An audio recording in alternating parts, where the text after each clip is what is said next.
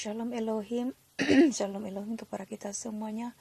Ini adalah kesinambungan dari para video kesaksian saya part 1 yang tadi itu ya Bapak Ibu ya. Jadi setelah saya mengetahui bahwa apa yang dibicarakan oleh mempelai itu adalah mengenai tanda binatang tersebut ya Bapak Ibu, saya mendapati saya mendapati bahwa saya telah pun menerima cairan tersebut di dalam tubuh saya Bapak Ibu. Pada waktu itu saya tidak tahu mau berkata apa. Saya menangis dan menangis. Hati saya seperti sangat terluka dan saya merasakan saya sudah hilang pengharapan saya, sandaran saya kepada Tuhan Yesus Kristus. Karena saya katakan saya ini seorang yang berdosa ya Bapak Ibu. Sebagai manusia banyak sekali dosa saya di hadapan Tuhan. Tetapi sungguh pun demikian, saya hanya mengenali dan mengimani satu nama, yaitu Tuhan Yesus Kristus.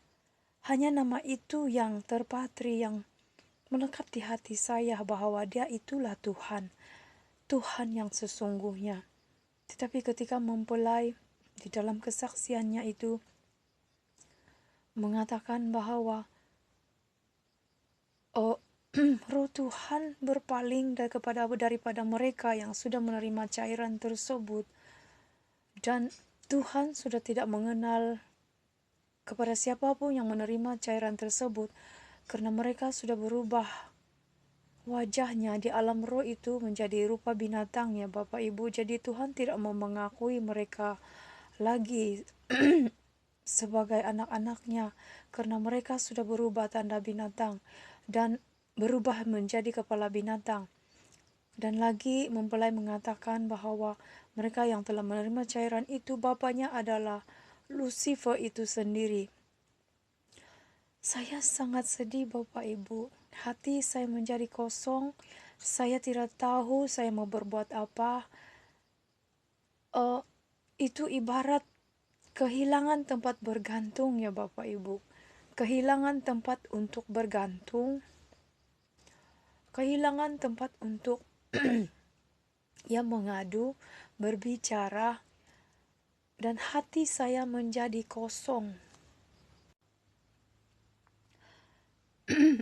Saya menangis tidak mengira tempat ya Bapak Ibu. Ketika saya memasak di dapur, di situ juga saya menangis, hati saya berbicara dengan Tuhan. Ketika saya tidur, saat saya terbangun, roh saya berteriak juga kepada Tuhan. Saya bilang, Roh Kudus, kembalilah kepadaku. Kembalilah kepadaku.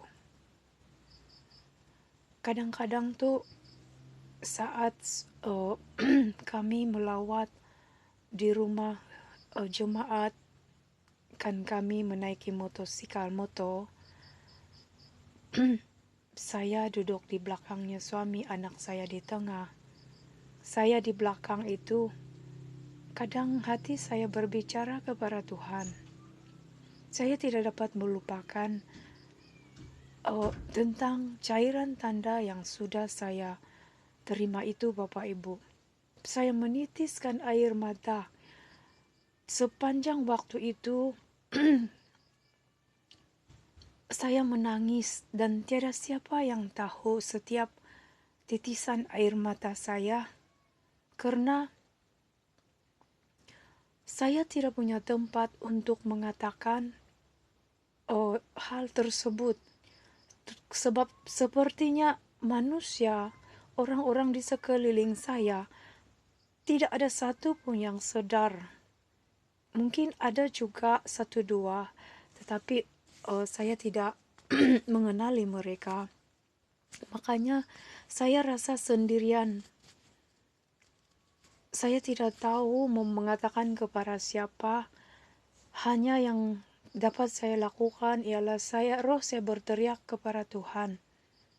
Saya menangis dan menangis. Dimanapun langkah kaki saya berjalan, saya berada, air mata saya bercucuran, Bapak Ibu. Tidak dapat saya berhenti untuk menangis. Dalam pada itu, anak kami yang seorang ini, kami belum mendaftarkan dia untuk menerima cairan tersebut. Di sana saya berkata kepada Bapak, di dalam doa saya, kadang di dalam hati saya, bahwa anak ini tidak akan pernah menerima cairan itu. Dan saya katakan bahwa itulah tandanya saya menyesali apa yang saya sudah perbuat karena menerima tanda tersebut, Bapak Ibu. Dan anak ini ketika mereka dikumpulkan di sekolah untuk menerima cairan tersebut, kami suami istri berkeras untuk tidak mau ia menerima suntikan tersebut. Jadi sejak saya mengetahui tentang tanda ini, saya tidak berhenti untuk mengikuti live-nya mempelai. Kalau saya tidak dapat mengikuti masa live, saya akan mendengarkan dia punya video kesaksiannya. Karena ada kalanya jaringan tidak membantu ya Bapak Ibu. Ada waktu-waktunya walaupun kami menyambung, itu jaringan masih tidak berapa bagus. Di dalam mengikuti live mempelai, mendengarkan video kesaksiannya, ada banyak halangan lagi yang saya hadapi ya Bapak Ibu. Pada akhirnya anak Tuhan yang memberikan kesempatan itu untuk kami menyambung, pada akhirnya sepertinya mereka telah putuskan jaringan itu. Saya tidak dapat masuk lagi kepada password.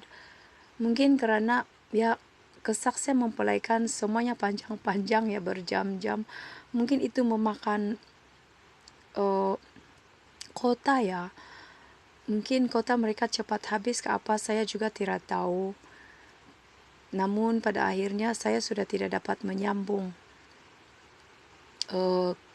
melalui jaringan tersebut. Jadi saya pada waktu itu saya sangat susah hati karena saya mau mengikuti perkembangan dari dunia ilahi, saya mau mendengarkan. Tetapi sangat susah sekali untuk mendapatkan jaringan di tempat itu. Tapi bagaimanapun juga